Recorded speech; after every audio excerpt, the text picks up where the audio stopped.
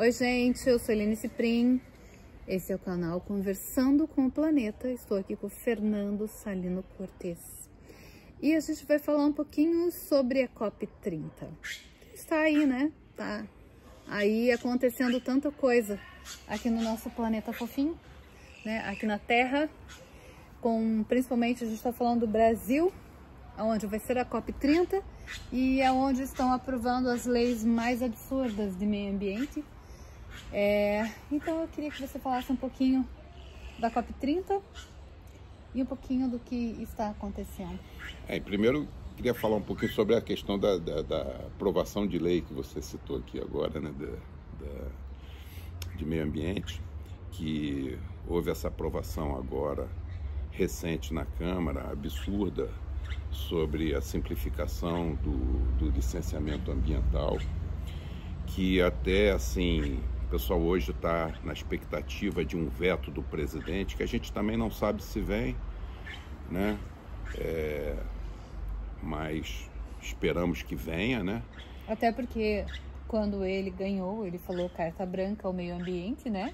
Para Sim. a Marina Silva poder fazer acontecer em prol do meio ambiente, então esperamos que ele realmente tenha atitude, né? A gente espera que sim, né? Mas caso não venha, de qualquer maneira, eu entendo que essa lei é flagrantemente anticonstitucional, né? Porque na época da Constituição foi falado muito que a Constituição era muito extensa, que tinha que ser que nem a americana, falar pouco e tal, mas nesse aspecto daí foi uma proteção, por exemplo, na questão do licenciamento ambiental, que em tese não seria tema de Constituição, mas a Constituição abraçou. E nesse ponto eu tenho uma certa expectativa boa que, mesmo que seja sancionada pelo presidente, não passe no STF. Dado o grau de afronta à Constituição. É o único nome que a gente pode falar. Exatamente. E prestes a ter a COP30 aqui, que também é uma vergonha se a gente pensar que estão destruindo uma biodiversidade incrível ali no Pará, né? Dentro da floresta, para fazer uma via para chegar na COP30, né? Sim. Ou seja, a gente já está cometendo um crime ambiental para fazer um evento pró meio ambiente. Aqui eu também queria pegar um ganchinho também, antes de falar disso, rapidinho, que é essa questão da via, né? Hoje, por exemplo, e também pegar o gancho no impacto ambiental, né? Hoje existe uma preocupação muito grande de falar sobre a questão do licenciamento ambiental, mas eu acho que o pessoal está desatento com o pessoal ambientalista de uma maneira geral, com o risco que representa e o esforço que tem sido feito para colocar estradas de rodagem na Amazônia. A Amazônia... Você quer acabar com a Amazônia, é só riscar ela de estrada de rodagem. Isso é um absurdo. Eu acho que os ambientalistas têm que ter isso em mente. Eu acho que é um exemplo que você citou aqui, numa pequena escala. Uhum. Mas o risco é muito maior, porque já no governo anterior houve uma intenção muito forte de rasgar o lado do Amazonas, o Amazonas, que é o estado mais preservado ainda, rasgar ele com estrada de rodagem. E a estrada de rodagem, ela simplesmente acaba com a floresta, porque a estrada de rodagem, você vem com um caminhão, com um trator encarretado nele, você para ele onde ele estiver e esse caminhão faz um acero perpendicular à estrada e acaba com ela. Há muitos anos atrás, eu fiz um projeto Rondon, na época existia ainda, né? Uhum. Lá em Parintins. E a gente pegava um avião da FAB, que era o único transporte que tinha além do fluvial, em Manaus, para ir a Parintins. A gente sobrevoou por cima da estrada que ligava Manaus a Itacoatiara e, na sequência, por cima da floresta para Parintins. Era impressionante, até hoje eu não esqueço isso, como naquela época, nós estamos falando há mais de 30 anos atrás, você, mais um pouquinho, não entregar a idade aqui, mas mas você viajando por cima da estrada que liga Manaus a Itacoatiara, você perdia o desmatamento de vista do avião. Naquela época. Naquela época. Porque, e era o desmatamento que você via mesmo, uma estrada reta o tempo todo, e você olhava aquelas estradas transversais a ela, a cada 1, 2, 3 quilômetros, e nada, você perdia o desmatamento de vista. Quando chegava a Itacoatiara e o avião continuava a viagem, você olhava, tinha um desmatamento de 200 metros perto de uma vila, para dentro da mata, 300 metros para outro, dentro daquelas pequenos povoados onde eles têm, mas em nenhum momento você olhava e perdia a floresta de vista até chegar a Parintins. Então, isso é uma coisa que eu falo isso, eu fiz mestrado em impacto ambiental por construção de estrada em região tropical. Então, é uma coisa que eu fico vendo isso, e mesmo esse governo tem plano, estão com plano de fazer uma ferrovia. A ferrovia causa menos impacto, a ferrovia Atlântico-Pacífico. Ela causa menos impacto, vai passar pela borda da floresta, mas também é bastante impacto. A diferença é que a ferrovia você pode escolher o local que ela vai parar e, em tese, ter um maior nível, um pouquinho mais de controle. Na rodovia você não tem controle nenhum.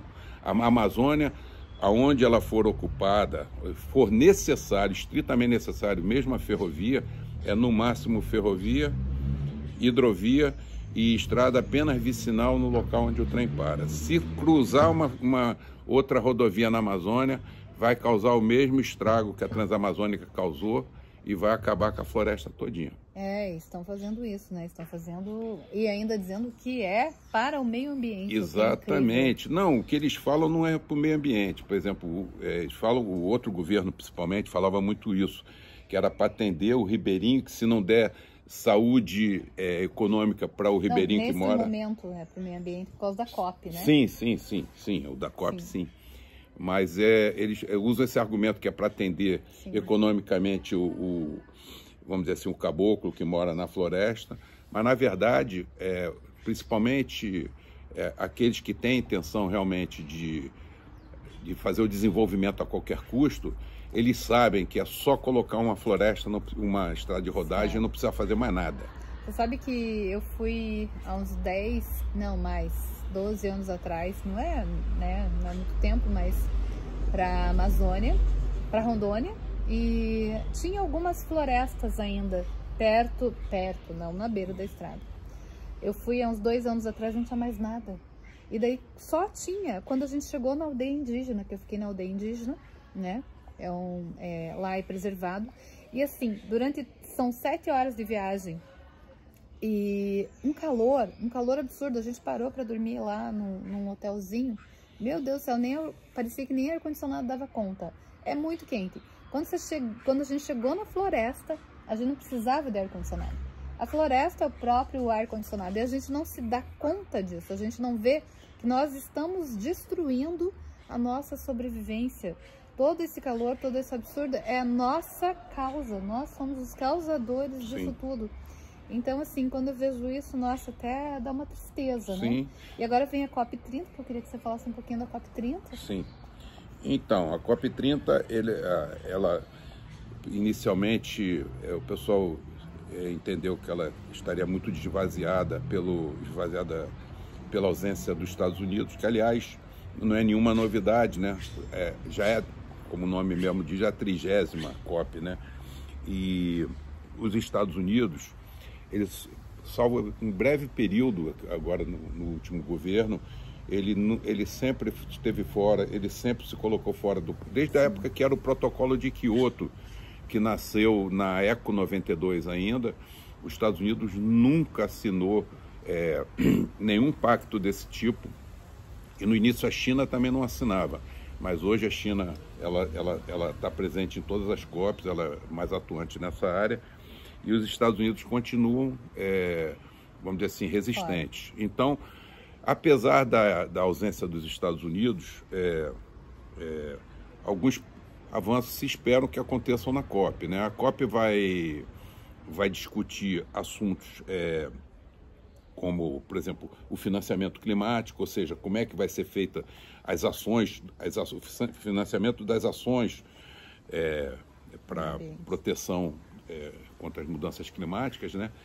E como isso vai ser feito, como é que os países em desenvolvimento ou os países mais pobres poderiam implementar isso, vamos dizer assim, com a responsabilidade de cada país na emissão e tudo mais para poder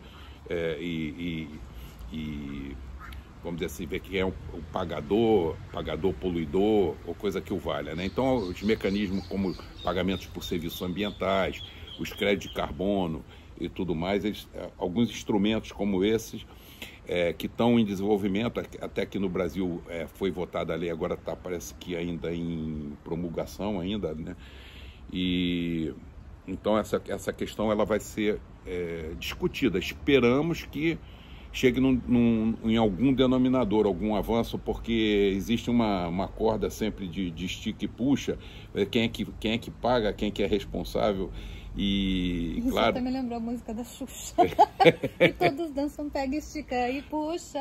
Exatamente. E viva a festa da Xuxa. E a gente está vivendo essa palhaçada mesmo. Exatamente. Infelizmente. Exatamente, porque ninguém é responsável, né? Uhum. Por exemplo, então, e existe também muito essa questão, mas vai causar perda econômica, para fazer toda a questão do clima, sempre é falado que vai causar perda de emprego e coisa que o valha, né? Então, essas questões têm que ser discutidas de maneira objetiva e proativa para que alguma coisa chegue dentro dessas discussões, cheguem coisas positivas. Então, outros assuntos como a preservação de florestas e da biodiversidade também vão ser tema lá. As próprias mudanças climáticas, ou seja, o estudo dos efeitos dela, porque você não pode se proteger. Uma coisa que você tem que proteger é a parte da prevenção, né? E aí, o estabelecimento de metas, os países normalmente colocam metas mais ousadas do que eles conseguem fazer. Agora mesmo a Europa se reuniu numa pré-COP30 e colocou uma meta de 90% de redução até 2050. Todo mundo sabe que eles não vão cumprir, né? Todo mundo sabe que eles não vão cumprir. Mas fica bonito na fita. Mas fica bonito. Agora, se eles, botando lá 90, iam fazer 60 e fazem 70, já é alguma coisa para puxar. Mas eles têm algumas coisas que a gente não saiba, né? Eles queiram fazer alguma coisa, ou saibam do que vai acontecer com os humanos, que eles vão conseguir realmente reduzir em 90%. Exatamente. E talvez a gente não esteja sabendo. Exatamente. Estão prevendo um futuro aí que realmente a gente está cavando, mas a gente não se liga. Exatamente. O Brasil, nesse aspecto, por exemplo, assim, até acabou levando para Belém, então um problema muito sério. Então vai esvaziar um pouquinho a COP30, porque muitas delegações não vão vir completas. Temos menos de um minuto, tá? Tá. Só para encerrar, então, muitas delegações não vão vir completas por Belém não ter a capacidade de acomodação, estão contratando navios e tal, mas eu acho que deveria ter mantido o Rio de Janeiro e feito alguns eventos em Belém, né? Mas isso também vai esvaziar um pouquinho, mas a gente sempre vamos dizer assim, otimista, e espera de que não seja alcançado o ideal, mas que qualquer avanço que venha é bem-vindo. Que o nosso avanço seja de consciência. Sim. Né? De consciência, porque é isso que a gente precisa. Consciência, parar de brigar por política de esquerda contra direita, e a gente, como povo, se unir em prol da nossa casa, que é o meio ambiente, que a gente pare de realmente ser bobo, porque a gente está sendo joguete político. É dividir para ganhar, né? Para conquistar. Sempre. E a gente está sendo os peões deles, infelizmente. E daí a gente vê nesses vídeos que começam lá, um defende um, outro defende o outro, e o que acontece é que no final nós pagamos a conta e eles estão lá tomando um vinhozinho, né? Sim, com certeza. Então, que a gente possa se unir com consciência como povo e parar de brigar aqui, defendendo um lado, o outro, culpando um lado e culpando o outro, e a gente realmente ser a diferença no mundo. Juntos somos a mudança amorosa e consciente que queremos ver no mundo. Juntos. Obrigada, Fernando. Obrigado a você pela oportunidade.